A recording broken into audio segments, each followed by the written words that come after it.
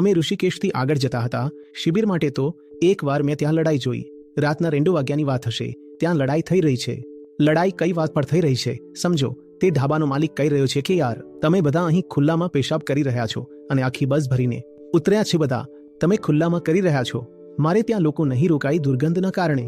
મેં કહ્યું એની વાત તો સાચી છે, પણ તે એટલી એવી વાત પર ક્રોધિત ન હતો. તે બોલ્યો કે આ બસ હંમેશા રોકાય છે. મને ખબર છે કે તમે લોકો ઉતરશો અને પેશાબ કરશો, તો મેં અહીં લાઈનમાં તમારા માટે 6 મૂત્રાલય બનાવી દીધા છે. અહીં કરી લો. તો મેં જોયું તે 6 ખાલી હતા. તો વાત રોચક થઈ ગઈ કે 6 ખાલી છે, તો આ બધા જઈને ખુલ્લામાં કેમ પેશાબ કરી રહ્યા છે?